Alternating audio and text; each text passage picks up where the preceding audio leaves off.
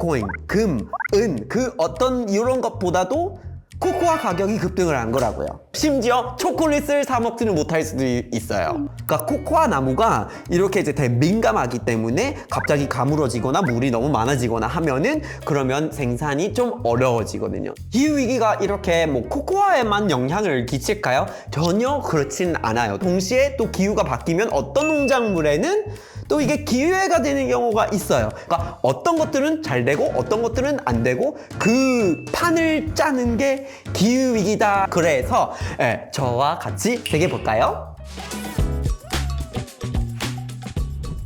여러분 안녕하세요, 타이러입니다. 요즘에 정말 모든 사람들이 정말 열심히 일을 하는 것 같아요. 그래서 엔잡러가 되고 뭐 여러 가지 세컨드 잡을 뛰면서 부수적인 수익을 챙기려고 하는 동시에 적금이나 연금이 좀 모자라서 리셀 플랫폼에서 온갖 여러 가지 이렇게 수익을 더 내려고 하고 또 주식을 하고 가상화폐도 하고 부동산에도 뛰어들고 재테크에 완전히 이렇게 관심이 많이 가고 있지만 이것만 모르면 사실 앞으로 계속해서 손해를 볼 수밖에 없어요. 이것이 뭘까요?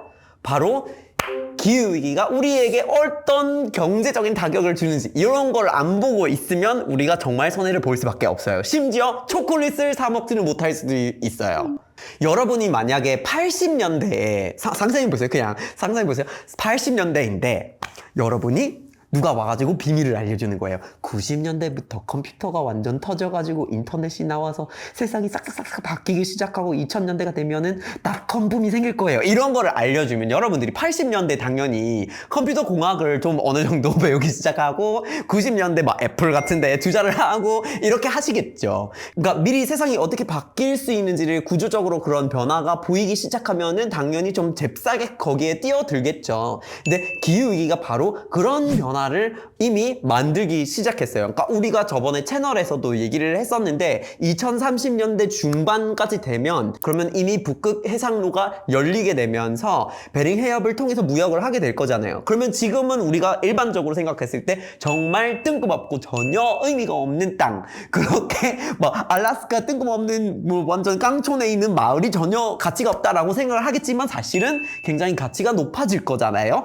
그러니까 그런 것들처럼 기후위기가 어떻게 펼쳐질 건지를 알면 그러면 우리가 잘 보고 움직일 수 있는 부분들이 있죠. 타격을 피하고 또한 기회를 볼 수 있는 것들이 있어요. 그래서 이미 이런 건 이제 보이기 시작하는 분야 중에 하나가 바로 농작물의 원자재입니다. 그래서 최근에 초콜릿 가격이 정말 많이 떴어요. 정말 많이 떴거든요. 아주 급등을 했습니다. 그러니까 지난 1년 사이에 뭐 예를 들어서 뭐 어떤 경우에는 뭐 400% 어떤 경우에 300%라고 하지만 좀 일반화를 하자면 작년 대비해서 코코아 가격이 약 200% 급등을 했습니다. 200% 그게 굉장히 많이 뜬 거잖아요. 근데 그게 얼마나 많이 뜬 거냐면 심지어 이렇게 초콜릿 파는 회사들이 있죠. 허쉬스나 네슬리라든지 이런 회사들이 실제로 사용하고 있는 초콜릿의 양을 제품에다가 넣는 거를 좀 줄이게 됐어요. 그리고 뭐 마르스 같은 회사 되게 유명한 제품을 많이 내는 회사잖아요. 근데 여기도 소비자가를 뭐 15%까지 인상하는 경우도 있었어요. 근데 이거 다 코코아 가격이 급등했기 때문인 거예요. 그런데 뭐 누가 갑자기 나 오늘 코코아 안 만들어요 해서 이제 수요와 공급이 이제 망가지고 뭐 이렇게 된 건 아니고 이제 정확하게 이 코코아 가격이 급등한 데 이유가 있고 그건 바로 기후위기입니다. 그러니까 기후위기 같은 경우에는 우리가 지구의 평균 온도 상승을 말하는 건데 그러면 지구의 평균 온도 상승이 이루어지면서 대기가 품어질 수 있는 수증기의 양이 오르는 거예요. 그러면 수증기 양이 오르고 그러면 당연히 뭐가 바뀔까요? 강우량이 바뀝니다. 이 강우량이 바뀌었을 때 엄청 많은 농작물에 영향을 끼치는데 근데 습도도 달라지고 물의 양도 달라지고 갑자기 가물었다가 막 갑자기 물이 한꺼번에 내리고 이러면 또 뿌리 체계에 영향을 끼치잖아요. 근데 어떤 식물들은 이렇게 갑작스러운 변화에 굉장히 민감한 농작물들도 있어요. 그것 중에 바로 적도지방 위주에 자라고 있는 코코아가 있습니다. 그러니까 코코아 나무가 이렇게 이제 되게 민감하기 때문에 갑자기 가물어지거나 물이 너무 너무 많아지거나 하면은 그러면 생산이 좀 어려워지거든요. 그래서 실제로 최근에 그런 문제가 있었던 데다가 너무 더우니까 식물이 요거 이제 견디기도 힘든 경우도 있었대요. 그리고 식물뿐만 아니라 사람도 생각해야 되잖아요. 농업을 하고 있는 농사 짓는 사람들 있죠? 보통 우리가 어디 뭐 스탁 이미지나 뭐 다큐멘터리에서 농업에 나가면 뉴스에서 농업 관련된 이런 거 나가면 뭐 기계화된 농업 위주로 이렇게 보는 시각이 좀 있어요, 우리가. 그래서 뭐 밀 생산을 하고 있으면 트랙터가 지나가면서 하고서 막 뿌리고 막 이런 모습을 상상하는데, 그런데 솔직히 전 세계적으로 그것도 특히나 이제 적도 위주의 개발도상국에서 하고 있는 뭐 코코아, 커피 막 이런 농작물들은 이제 실제로 사람이 나가서 사람 노동력이 많이 투입돼야 되는 경우가 많아요. 그런데 그런 나라에서 갑자기 뭐 요즘에 뭐 인도처럼 뭐 50도 찍고 이렇게 되면은 노동을 할 수 있는 그런 상황이 아니게 되거든요. 그래서 식물은 괜찮다 쳐도 이 코코아를 실제로 농사를 짓는 사람들이 노동을 할 수 있는 시간 자체가 줄거든요. 실제로는 지역에 따라 다 다르지만, 근데 이제 이번 세기 끝나기 전에 그 남아시아 쪽에서, 그러니까 파키스탄이나 인도 쪽에서 지금 밖에서 농업 노동을 할 수 있는 날들이 40%로 줄 수 있는 가능성이 있거든요.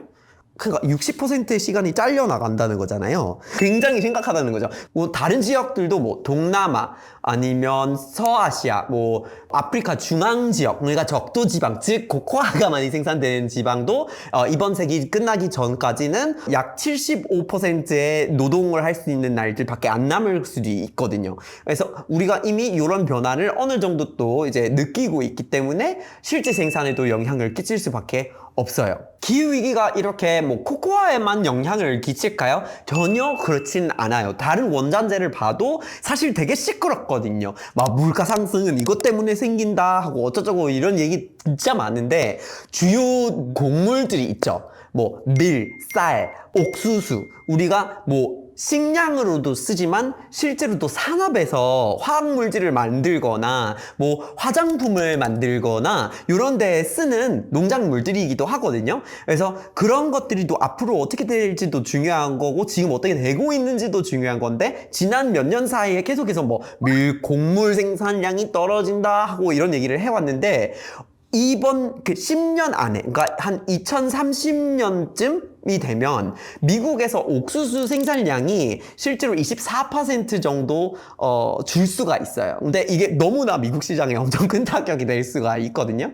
그런데 뭐 물론 이렇게 손해가 가는 부분들이 있는데, 동시에 또 기후가 바뀌면 어떤 농작물에는 또 이게 기회가 되는 경우가 있어요. 그래서 뭐 미국은 옥수수가 떨어질 것으로 예상을 하고 있지만, 나사에 따르면 그 같은 2030년쯤이 되면 밀 생산량은 오를 수도 있다고 하더라고요. 한 17% 정도 오를 수도 있어요. 그러니까 어떤 것들은 잘 되고 어떤 것들은 안 되고, 그 판을 짜는 게 기후위기다라는 얘기를 하고 있고, 그리고 우리가 어느 정도 그거를 좀 예상을 할 수 있고 이런 농작물에 대한 이해를 할 수 있다면 미리미리 이 판을 읽어낼 수 있는 가능성이 또한 있다는 얘기입니다.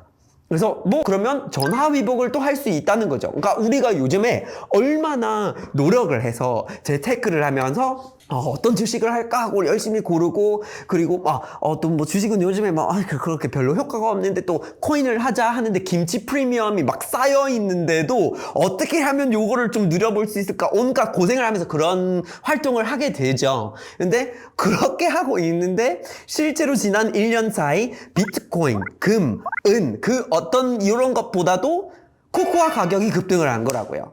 그러니까 요거 약간 시각이 바뀌어야 된다는 거죠. 완전 사각지대에 있는 정말 평범한 것들이지만 그런 것들이 어떻게 보면 우리에겐 또 손해가 될 수 있고 또한 기회가 될 수 있는 여지들이 많은 거예요. 그냥 볼 줄 알아야 되는 건데, 그래서 앞으로도 코코아 말고 그러면 또 뭐가 있을까? 커피가 똑같거든요. 커피가 주로 우리가 마시는 것들은 다 아라비카 콩인데, 아라비카 나무도 역시나 또 이렇게 기후에 굉장히 민감한 식물이에요. 그런데 대부분 커피 생산국들이 아라비카 콩에 완전 투자를 해버렸어요. 뭐 브라질이라든지 뭐 코스타리카 같은 경우는 심지어 아라비카 콩만 만든다라고 법률이 있었어요. 그러니까 로부스타를 못 만드는 법률이 있었거든요.